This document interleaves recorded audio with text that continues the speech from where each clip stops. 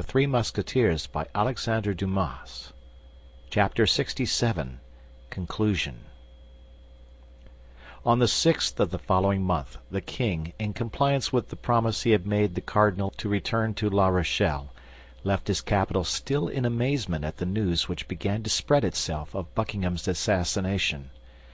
Although warned that the man she had loved so much was in great danger, the queen, when his death was announced to her, would not believe the fact, and even imprudently exclaimed, "It is false! He has just written to me!" But the next day she was obliged to believe this fatal intelligence. Laporte, detained in England, as everyone else had been, by the orders of Charles I, arrived, and was the bearer of the duke's dying gift to the queen. The joy of the king was lively. He did not even give himself the trouble to dissemble, and displayed it with affectation before the queen. Louis XIII, like every weak mind, was wanting in generosity. But the king soon again became dull and indisposed. His brow was not one of those that long remain clear. He felt that in returning to camp he should re-enter slavery. Nevertheless, he did return. The cardinal was for him the fascinating serpent, and himself the bird which flies from branch to branch without power to escape. The return to La Rochelle, therefore, was profoundly dull. Our four friends in particular astonished their comrades. They traveled together side by side, with sad eyes and heads lowered. Athos alone from time to time raised his expansive brow. A flash kindled in his eyes, and a bitter smile passed over his lips. Then, like his comrades, he sank again into reverie. As soon as the escort arrived in a city, when they had conducted the king to his quarters, the four friends either retired to their own, or to some secluded cabaret, where they neither drank nor played. They only conversed in a low voice, looking around attentively to see that no one overheard them.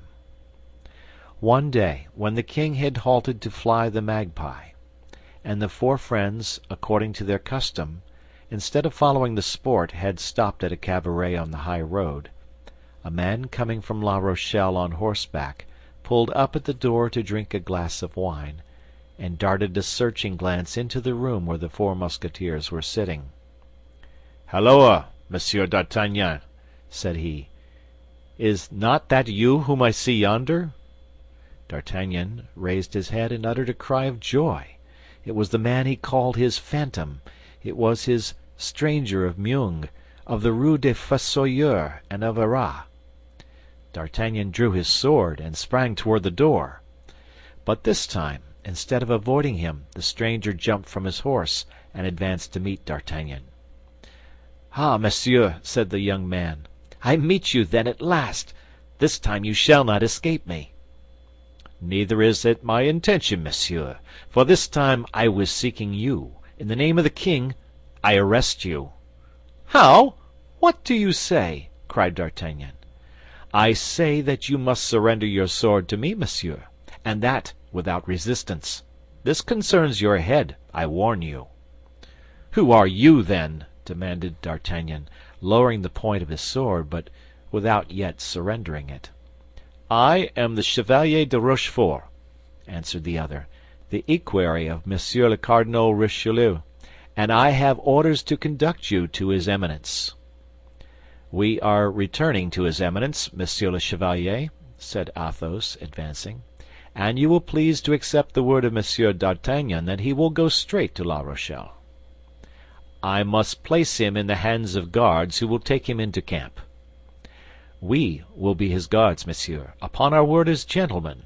But likewise, upon our word as gentlemen," added Athos, knitting his brow, "Monsieur d'Artagnan shall not leave us." The Chevalier de Rochefort cast a glance backward, and saw that Porthos and Aramis had placed themselves between him and the gate. He understood that he was completely at the mercy of these four men. "Gentlemen," said he, "if Monsieur d'Artagnan will surrender his sword to me and join his word to yours, I shall be satisfied with your promise to convey Monsieur d'Artagnan to the quarters of Monseigneur le Cardinal." You have my word, monsieur, and here is my sword." "This suits me the better," said Rochefort, "as I wish to continue my journey."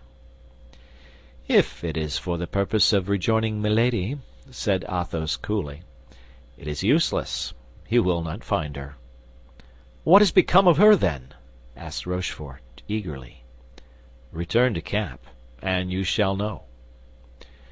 Rochefort remained for a moment in thought. Then, as they were only a day's journey from Surgères, whither the cardinal was to come to meet the king, he resolved to follow the advice of Athos and go with them. Besides, this return offered him the advantage of watching his prisoner. They resumed their route.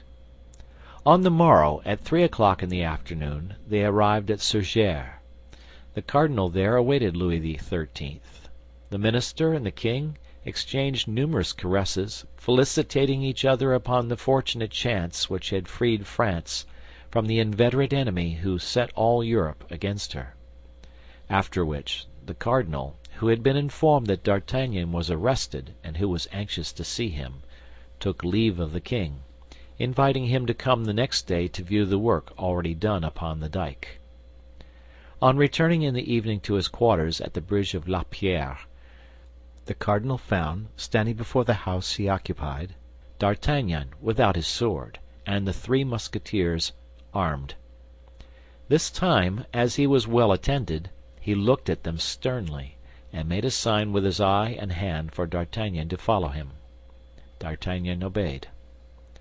"We shall wait for you, D'Artagnan," said Athos, loud enough for the cardinal to hear him. His Eminence bent his brow, stopped for an instant, and then kept on his way without uttering a single word. D'Artagnan entered after the cardinal, and behind D'Artagnan the door was guarded. His Eminence entered the chamber which served him as a study, and made a sign to Rochefort to bring in the young Musketeer. Rochefort obeyed and retired. D'Artagnan remained alone in front of the cardinal. This was his second interview with Richelieu, and he afterward confessed that he felt well assured it would be his last. Richelieu remained standing, leaning against the mantelpiece. A table was between him and D'Artagnan. "Monsieur," said the cardinal, "you have been arrested by my orders." "So they tell me, monseigneur." "Do you know why?" "No, monseigneur, for the only thing for which I could be arrested is still unknown to your Eminence." Richelieu looked steadfastly at the young man. "Holloa!" said he. "What does that mean?" "If Monseigneur will have the goodness to tell me, in the first place, what crimes are imputed to me, I will then tell him the deeds I have really done." "Crimes are imputed to you which have brought down far loftier heads than yours, monsieur," said the cardinal. "What, monseigneur?" said D'Artagnan with a calmness which astonished the cardinal himself. "You are charged with having corresponded with the enemies of the kingdom. You are charged with having surprised state secrets. You are charged with having tried to thwart the plans of your general." "And who charges me with this, monseigneur?" said D'Artagnan, who had no doubt the accusation came from Milady. "A woman branded by the justice of the country? A woman who has espoused one man in France and another in England?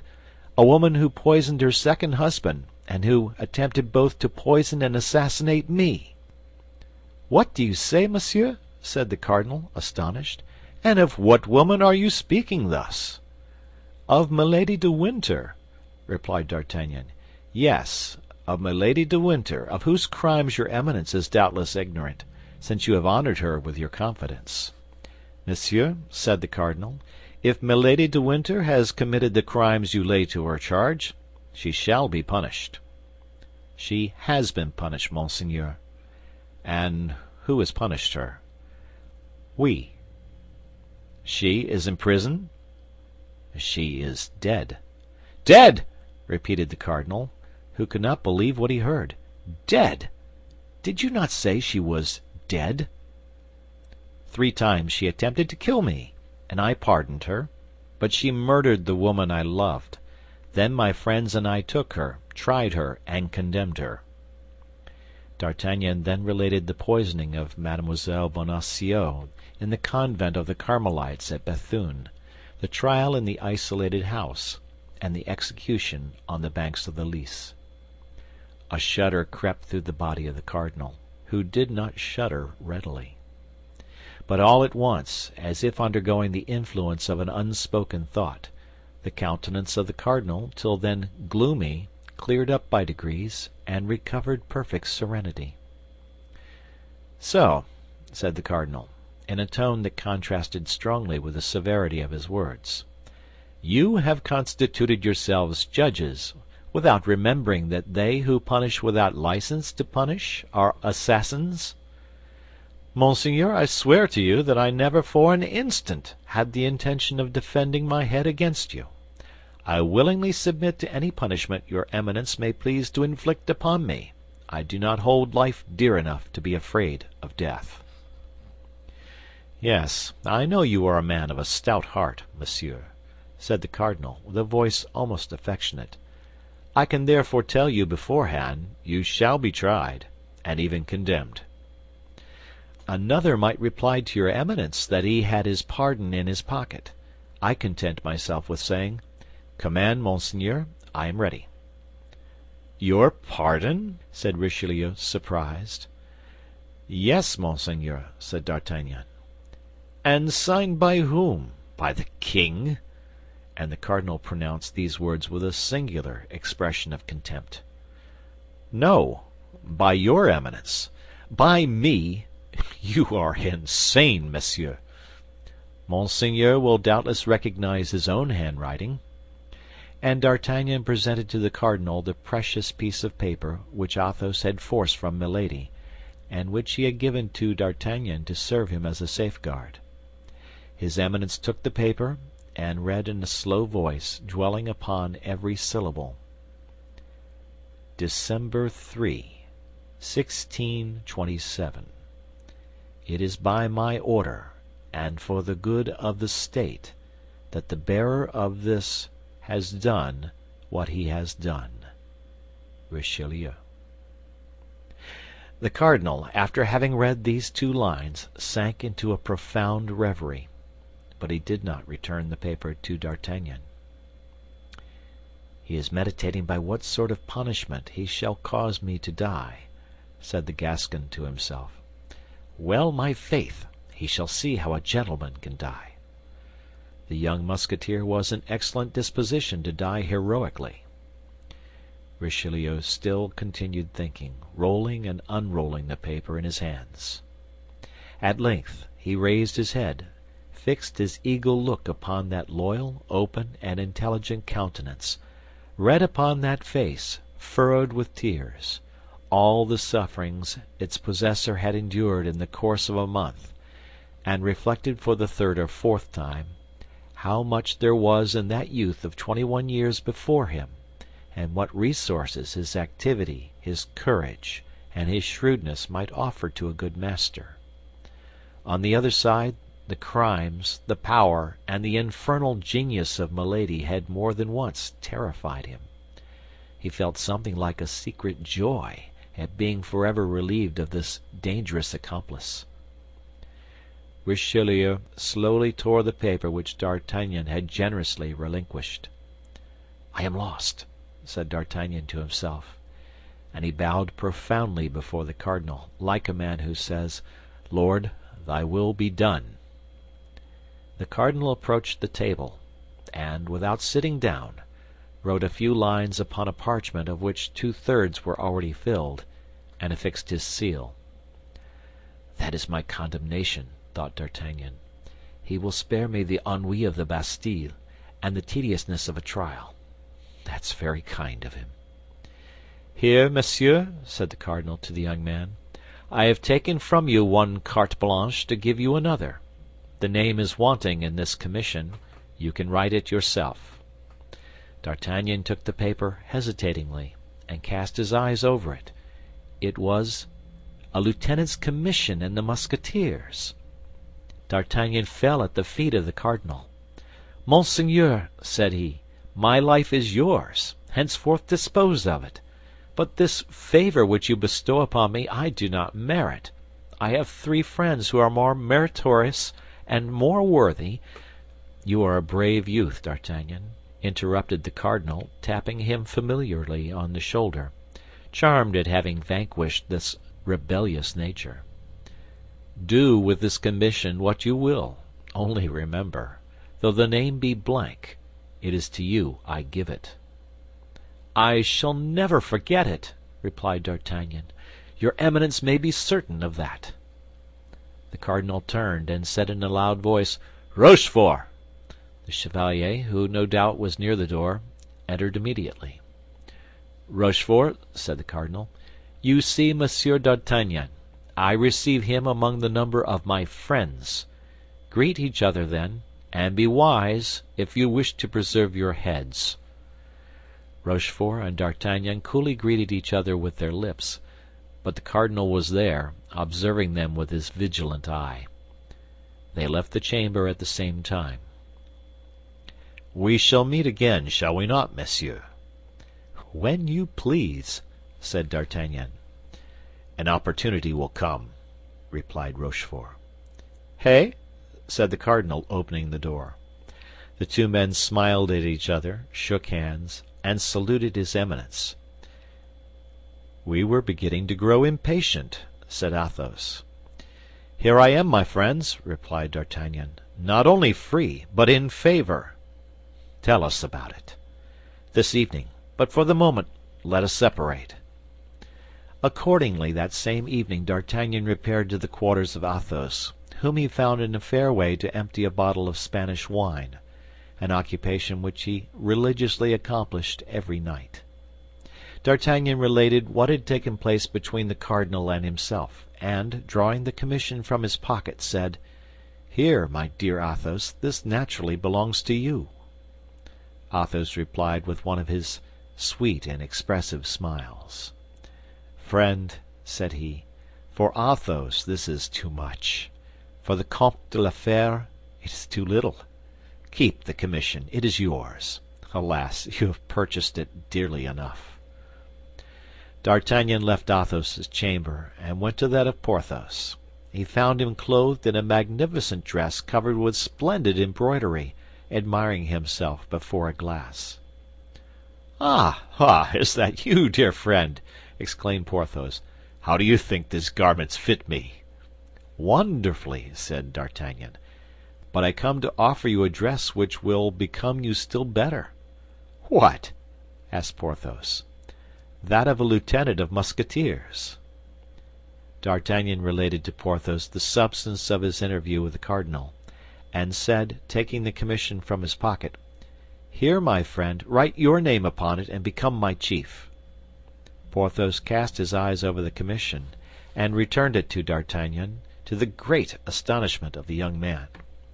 "Yes," said he, "yes, that would flatter me very much, but I should not have time enough to enjoy the distinction.